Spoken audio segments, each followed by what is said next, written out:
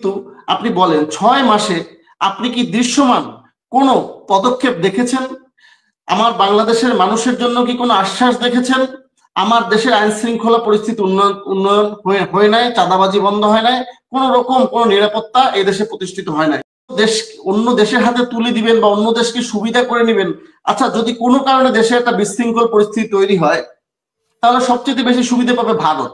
আর ভারত যদি সবচেয়ে বেশি সুবিধা পায়, তাহলে তো সেই আবার সেই যে লাউ সেই কদু। তারা তারা হয় না। তারা তারা আমি মেনে নিলাম, আমি যুক্তির খাতিরে মেনে নিলাম তারা দেশপ্রেমিক। ভাই আপনি বলেন তো মামুন ভাই, তাদের দেশে ফিরতে কি কোনো আইনি জটিলতা এই মুহূর্তে আছে? বলেন, আপনি বলেন ভাই, বুকে হাত দিয়ে বলেন। ওটা শুধু আমি সেই প্রেক্ষাপটে আমি শুধু এইটুকু বলতে চেয়েছি যে আমার দেশে তো বিপ্লবীরা রয়েছে, যারা বুকের তাজা রক্ত ঢেলে দিয়েছে, তারা তো এই মাটিতে জীবিত অথবা মৃত।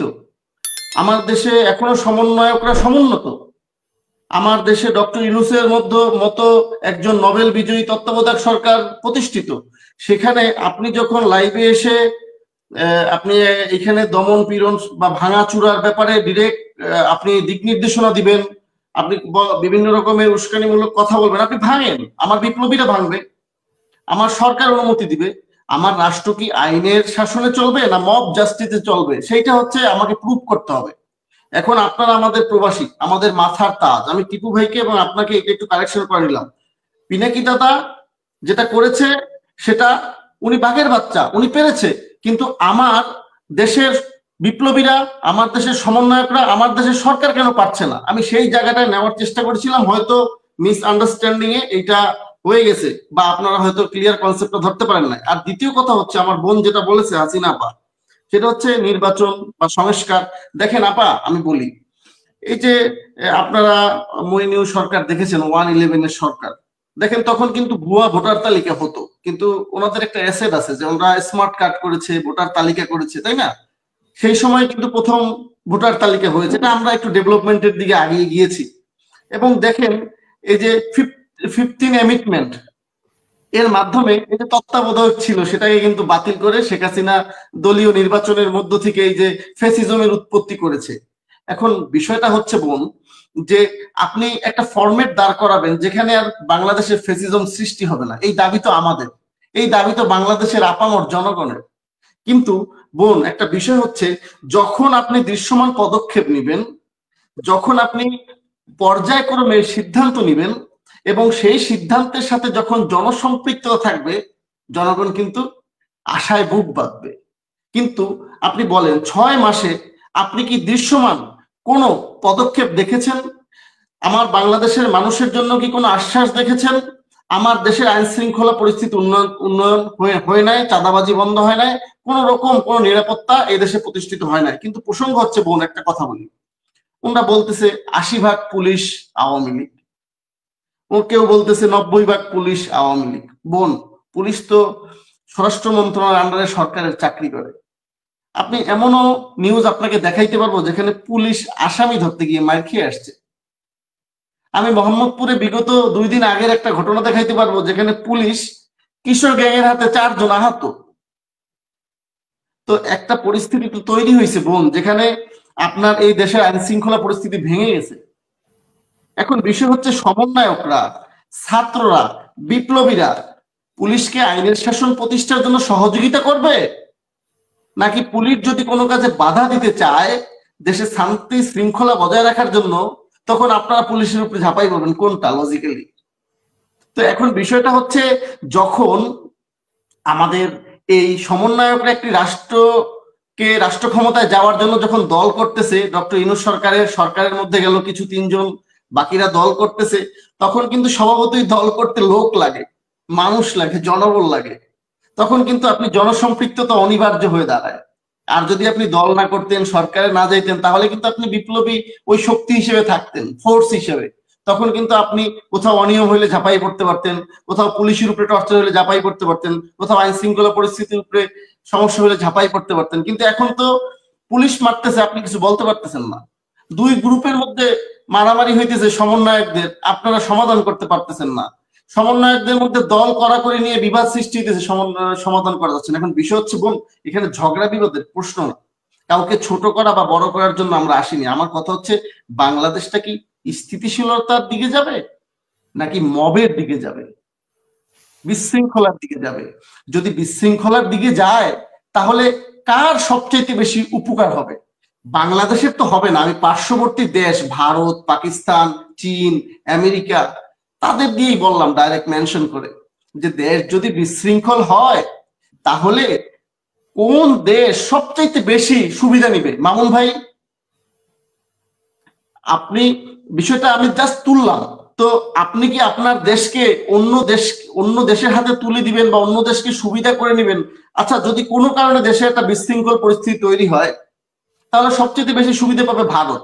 আর ভারত যদি সবচেয়ে বেশি সুবিধা পায় তাহলে তো সেই আবার সেই যে লাউ সেই কদু।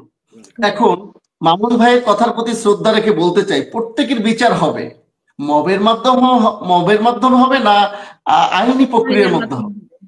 যদি আইনি প্রক্রিয়ায় যেতে চান তাহলে বিচারিক ব্যবস্থাকে শক্তিশালী করতে হবে, সেখানে ন্যায় বিচার প্রতিষ্ঠিত করতে হবে, সেখানে আইনের শৃঙ্খলা বজায় রাখতে হবে। কিন্তু 6 মাসে কি আমার দেশে আপনি ছিটে ফোটা আইনের শাসন দিতে পেরেছেন? মামুন ভাই, আপনি আরেক সেকেন্ডে বলেন, দিতে পেরেছেন? ভাই, আপনি বুকে হাত দিয়ে বলেন। না না না, আমরা তো কোনটা হচ্ছে না হচ্ছে কিছু বুঝা যায়। ওনার উপরেই তো ঝাঁপিয়ে পড়ছে অনেকে। আমি আপনাকে একটা বলি, আপনাদের দুজনকে জানাই ভাই, শুনছেন ভাই? জি জি জি বলুন। আমাকে শেখ ফজলুল তাপসরাও উঠাই নিয়ে যেতে চায়, মারতে চেয়েছিল, সেই আমরা যাদের নিয়ে আন্দোলন করলাম একটা বড় আইনজীবী সংগঠন বিএনপিদের, তাদের কয়েকজন আইনজীবীর আমি একটা গঠনমূলক সমালোচনা করেছি দেখে আমার রুম এসে ভাঙতে চায়। তা আগে তো নিজেদের ফ্যাসিবাদী চরিত্রের অবসান ঘটাতে হবে। Thank you. মামুন ভাই, আমি এবার বলি, আপনি করেন না, আমরা একটু কথা বলি জিনিসটাকে ক্লিয়ার করার জন্য প্লিজ সবাই মিলে। সেটা হচ্ছে, আচ্ছা মামুন ভাই শুনেন, যদি পিনাকি দাদা, ইলিয়াস ভাই এত দেশপ্রেমিক, আমি স্যালুট করি, তারা দেশপ্রেমিক, নিঃসন্দেহে দেশপ্রেমিক।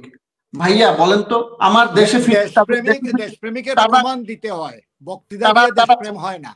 তারা আমি মেনে নিলাম, আমি যুক্তির খাতিরে মেনে নিলাম তারা দেশপ্রেমিক। ভাই আপনি বলেন তো মামুন ভাই, তাদের দেশে ফিরতে কি কোনো আইনি জটিলতা এই মুহূর্তে আছে? বলেন, আপনি বলেন ভাই, বুকে হাত দিয়ে বলেন। আচ্ছা, সেটা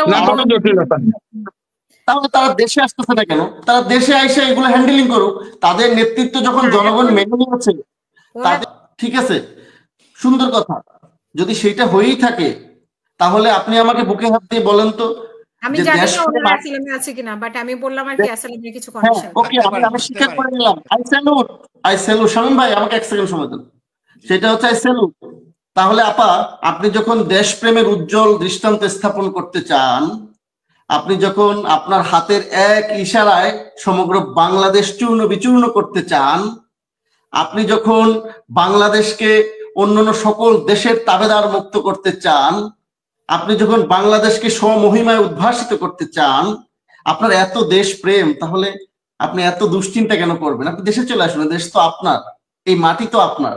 দর্শক বিন্দুদেরকে আপনার মাধ্যমে সেটা হচ্ছে যে, দেখেন, প্রশ্ন হচ্ছে Sheikh Hasina has gone already, তিনি চলে গেছেন।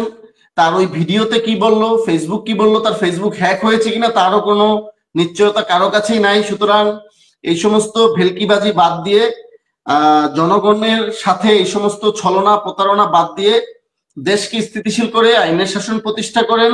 ছাত্ররা বুক পেতে দিয়েছে, এই দেশকে মুক্ত করেছে। ছাত্রদের অর্জন যেন কোনোভাবে বিতর্কিত না হয়, ছাত্ররা দল করুক, ভোটের মাঠে আসুক। ছাত্রদের কাছে বিনীত অনুরোধ থাকবে যে ভোটের মাঠে আসতে হলে ভোটারদের, সাধারণ মানুষদের ভালোবাসা জয় করতে হবে, বা সাধারণ মানুষের সেন্টিমেন্ট বুঝতে হবে, পাবলিক সেন্টিমেন্ট বুঝতে হবে।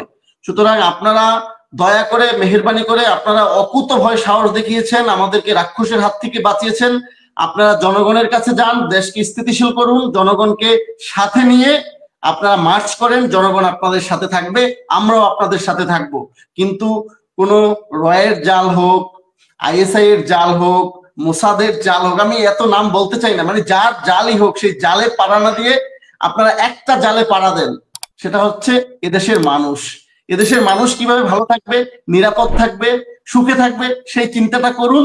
আমরা আপনাদের সাথেই আছি। ধন্যবাদ হাসিনা আপা, এবং ধন্যবাদ অগণিত দর্শক।